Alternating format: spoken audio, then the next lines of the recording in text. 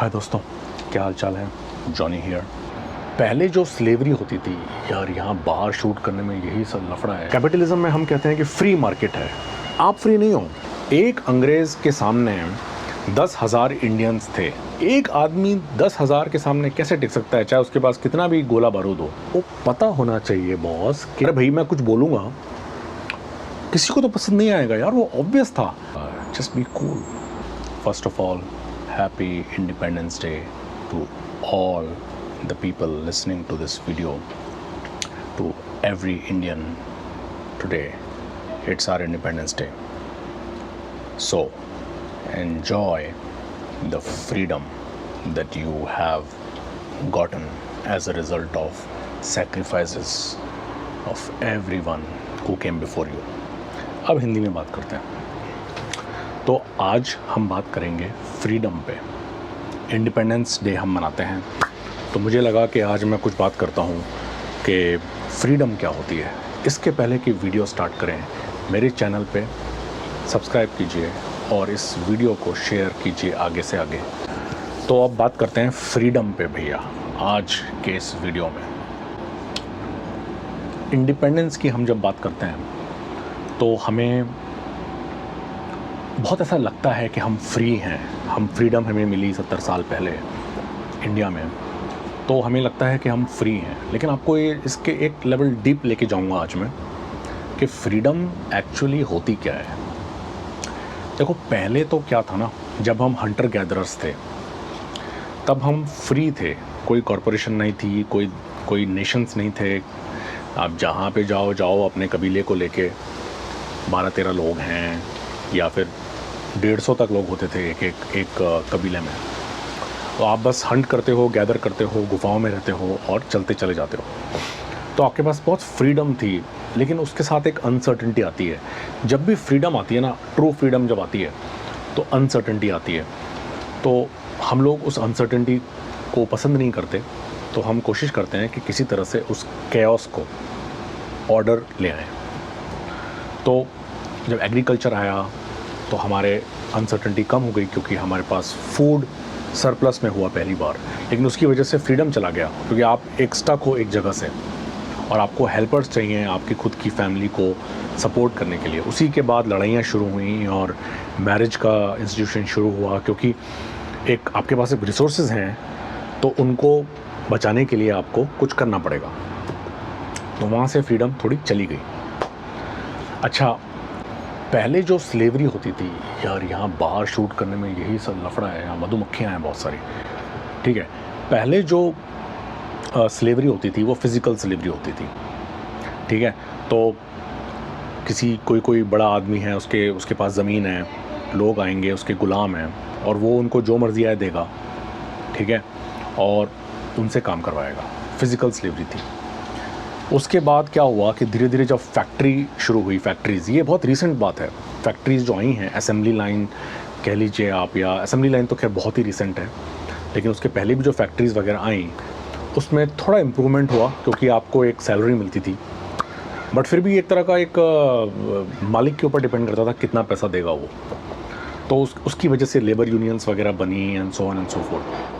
फिर जब assembly line हुई, जो कि कार का जब मैन्युफैक्चरिंग शुरू हुई, हेनरी फोर्ड ने जब कार बनाई, तो कार बनाने के लिए उसको ऑप्टिमाइज़ करने के लिए, उसका जो प्राइस पॉइंट है उसको मैनेजेबल करने के लिए मासेस को देनी है कार। पहले कार, बाय द वे, पहले कारें केवल रॉयल्टीज़ के पास होती थी, क्योंकि इतनी महंगी होती थी, क्योंकि हर चीज़ हाथ से बनानी पड़ती थी, लेबर एक्सपेंसिव था, हमेशा से रहा है। असेंबली लाइन जब हुई और ऑटोमेशन हुआ कार के इनोवेशन में, तो उसको देख देख के सारी जो चीज़ें बनती थी मैन्युफैक्चरिंग, सब में फैक्ट्री में ऑटोमेशन हो गया। और उसकी वजह से हम चले गए बॉन्डेड लेबर की तरफ, कि मतलब आप हायर करोगे, आपकी सिचुएशन काम करने की इतनी बुरी नहीं है जितनी कि पहले थी, क्योंकि असेंबली लाइन आ गया है, ऑटोमेशन आ गया है। लेकिन आपको बॉन्डेड लेबर होती थी कि भाई ठीक है, आप मेरे यहाँ 5 साल काम करोगे। और ये एज़ रिसेंट एज़ 15 साल पहले भी ये बहुत कॉमन चीज़ थी कि भाई आपको कोई हायर करेगा तो 5 साल का बॉन्ड है, 3 साल का बॉन्ड है। फिर आया एकदम फ्री हायर एंड फायर। आज टिपिकली हर बड़ी कंपनीज़ में वही है, आप हायर करो, आप फायर करो, कोई आपके प्रॉब्लम्स नहीं है। तो ये जो कैपिटलिज्म है, जिसका ये एवोल्यूशन हुआ है कैपिटलिज्म का, कैपिटलिज्म में हम कहते हैं कि फ्री मार्केट है। वो फ्रीडम किसकी बात कर रहे हैं? आप फ्री नहीं हो, आप एज अ वर्कर फ्री नहीं हो। आपके पास चॉइस है कि आपको किसका गुलाम बनना है। जो कॉरपोरेशंस हैं, जो कंपनीज़ हैं, वो आपस में फ्रीली compete कर रही हैं और आपके पास फ्रीडम है कि आप किसी को भी ज्वाइन कर सकते हो, लेकिन आप फिर भी हो तो गुलाम ही, क्योंकि आप काम तो किसी एक कंपनी के लिए करोगे ही। और at the end of the day it's all about money. Company के फ़ायदे में है कि वो एक लेबर को ज़्यादा से ज़्यादा टाइम तक रख सके अपने अपने अपने काम में, क्योंकि टिपिकली कंपनी को फ़ायदा तब होता है जब उसकी जो कॉस्ट है, जो वो labour cost is the biggest cost, तो लेबर को जो पे कर रही है वो, उसके जो रेवेन्यूज़ हैं उससे काफ़ी कम है, तब कंपनी फ़ायदेमंद होती है। तो अब जब ये फ्री मार्केट है, तो क्यों ये फ्री मार्केट आया? क्या हुआ कि असेंबली लाइन हो गई और जो जॉब्स हैं वो थोड़े से सोफिस्टिकेटेड हो गए, उसमें मेंटल स्ट्रेंथ का ज़्यादा, मेंटल एबिलिटी की ज़्यादा ज़रूरत लगी कंपेयर टू फिज़िकल, क्योंकि फ़िज़िकल करने के लिए तो मशीन्स हैं। तो अब वो मेंटल जो होता है एप्टीट्यूड, उसकी बहुत वैल्यू होने लग गई। तो और बिहेवियरल जो साइकोलॉजी वगैरह की जो रिसर्च हुई, उससे पता चला कि आप एक्चुअली मेंटली भी किसी को गुलाम बना सकते हो। तो ये आया स्लेवरी 2.0। तो स्लेवरी 1.0 वाज फिजिकल स्लेवरी, फिर स्लेवरी 2.0 आया मेंटल स्लेवरी। तो मेंटल स्लेवरी में क्या है, जैसे हमारा देश आज़ाद हुआ, भारत इतने लंबे समय बाद कैसे आज़ाद हुआ? बहुत सारी फ्रीडम स्ट्रगल्स हुई थी, अमेरिका की हुई थी, फ्रांस ने की थी और इंडिया ने भी की थी बहुत पहले। ठीक है, डिफ़िकल्टी तो थी, फिज़िकल फ्रीडम को अचीव करने के लिए, लड़ाई करने के लिए बहुत जान का नुकसान होता है, लेकिन मेंटल स्लेवरी थी। एक अंग्रेज़ के सामने 10,000 इंडियंस थे और फिर भी आप कहोगे कि नहीं यार, हम उनको नहीं हरा सकते थे। तो एक आदमी 10,000 के सामने कैसे टिक सकता है, चाहे उसके पास कितना भी गोला बारूद हो? मेंटल स्लेवरी थी यार, और people were okay with that. ठीक है यार, मेरे को किसी ना किसी को तो टैक्स देना ही है। राजा को देता था मैं पहले, अब मैं इस अंग्रेज़ को दे रहा हूँ। राजा भी अपनी अय्याशी में ही लगाता था सारा टैक्स, हमारे लिए थोड़ा बहुत करता था। अंग्रेज़ भी हमारे लिए कर ही रहा है और बाकी अपने को लगा रहा है, हमें क्या फ़र्क पड़ता है। लेकिन धीरे धीरे क्या हुआ कि अवेयरनेस ऐसी हो गई। भगत सिंह के टाइम पे आप देखें, भगत सिंह बहुत स्मार्ट आदमी था, उसने बहुत सारे पेपर्स पब्लिश किए थे, पैम्फलेट्स वगैरह करके वो डिस्ट्रीब्यूट करता था, और अंग्रेज़ों ने इसीलिए उसको टेररिस्ट घोषित किया था। क्योंकि यार देखो, आइडियाज़ अगर आपने स्प्रेड कर दिए तो लोगों को रियलाइज़ होता है कि यार वो कितने बड़े गुलामी में हैं। जब तक आप उनको लोगों को बताओगे नहीं ना कि वो मेंटल स्लेवरी में है, तब तक उनको पता नहीं चलेगा। तो मेंटल स्लेवरी आई, हम लोगों को समझ में आई, और फिर फ्रीडम स्ट्रगल हुई और इंडिपेंडेंस मिली। तो हमें लगा कि हम मेंटली हमें लगा कि हम फ्रीडम हमें मिल गई है। अच्छा, बिहेवियरल साइकोलॉजी पे जाएं तो लोगों को रियलाइज़ हुआ कि यार हम एक और तरीके से किसी आदमी को या औरत को स्लेव बना सकते हैं, कंफर्ट के साथ। तो उसको कंफर्ट करके सेडेट कर दो। जैसे कुछ लोग बहुत परेशान हैं मैस्टरबेशन से, पॉर्न का क्या फंडा है, आपको सेडेट कर देता है।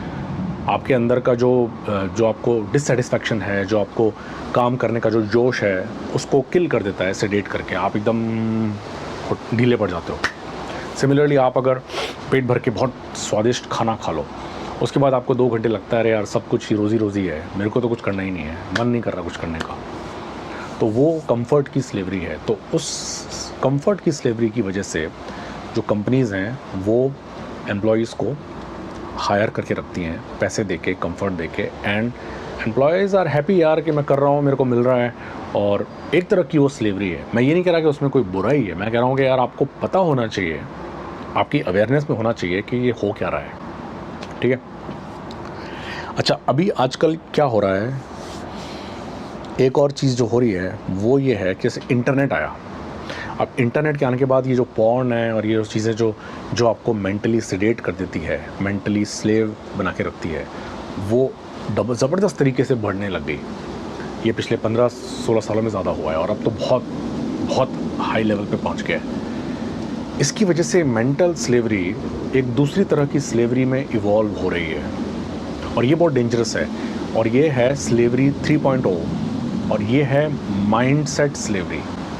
यानी कि आपका जो एक माइंडसेट है कि यार मैं इस चीज़ों में बिलीव करता हूँ, वो आपके बिलीव्स को कंट्रोल कर रहे हैं सब लोग। तो जैसे कि आपके अगर किसी पॉलिटिकल पार्टी के हो तो ठीक है, पहले ऐसा होता था कि यार अगर दूसरी पॉलिटिकल पार्टी का है, ठीक है मैं तेरे ओपिनियन से बिलीव नहीं करता हूँ, तेरे ओपिनियन को नहीं मानता हूँ, बट ठीक है। आजकल ऐसा हो गया है कि अगर आप मोदी सपोर्टर हो तो जो मोदी के अगेंस्ट बोल रहा है वो तो एकदम शैतान है, वो रावण है, वो मतलब वो लिटरली एंटी नेशनल है, ठीक है। और अगर जैसे यहाँ पे होता है कि अगर कोई ट्रम्प को सपोर्ट कर रहा है तो मतलब वो एकदम रेसिस्ट है, सेक्सिस्ट है, पता नहीं क्या है।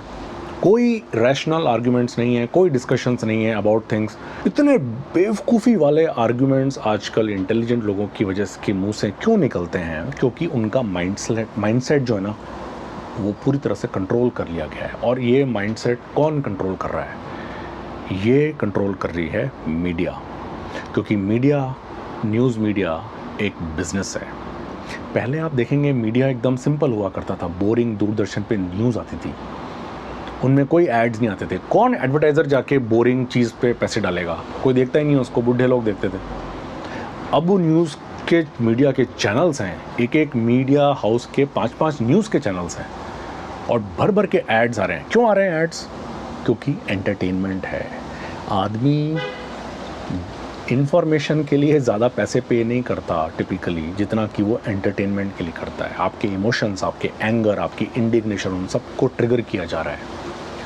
तो प्रॉब्लम कुछ नहीं है, आप देखो, एंटरटेन हो मीडिया से। मैं भी खूब न्यूज़ देखता हूँ, लेकिन आपको पता होना चाहिए बॉस कि कौन किस चीज़ की स्लेवरी आपको कराई जा रही है आपसे। माइंडसेट की जो फ्रीडम है ना, वो ट्रू फ्रीडम है 2020 में। तो मेरे नज़र में ये जो स्लेवरी है कि आपको जो बोलना है, आपको एक पर्टिकुलर तरीके से बोलना है, आपको पॉलिटिकली करेक्ट रहना है 100%। किसी ने कोई बोल दिया, उसको अपोज कर रहे हो, मतलब आप विलेन हो। कुछ बोल दिया, किसी को पसंद नहीं आया, अरे भाई मैं कुछ बोलूँगा, किसी को तो पसंद नहीं आएगा यार, वो ऑब्वियस था। आपको ये पता होना चाहिए कि ये कौन आपसे क्या करा रहा है और आप ये क्यों कर रहे हो ऐसे। तो आज के ज़माने में मेरे हिसाब से जो रैशनल थिंकिंग है बहुत कम होती जा रही है। हर तरफ नहीं, हर चीज़ में नहीं हो रही ऐसी, हर नहीं हो रहा है ऐसे, लेकिन बहुत सारी चीज़ों में मैं देख रहा हूँ वो हो रहा है। तो जो ये ट्रू फ्रीडम है वो फिज़िकल फ्रीडम भी है, मेंटल फ्रीडम भी है, बट आज के ज़माने में सबसे ज़्यादा ज़रूरी mindset freedom of the mindset, freedom of rational thinking. You have to think rationally, man, you know, and just be cool कि यार कोई हो सकता है मुझसे एग्री ना करे, that's fine। आप एज्यूम मत करो कि जो वो बोल रहा है उससे उसकी वो क्या है, उससे उसका क्या पर्सनैलिटी है, क्या उसकी थिंकिंग है, एज्यूम मत करो। तो माइंडसेट फ्रीडम का आप जो है ध्यान रखो, और यही मुझे आपको आज बोलना था। Once again happy independence day, and enjoy your freedom and never ever let it go.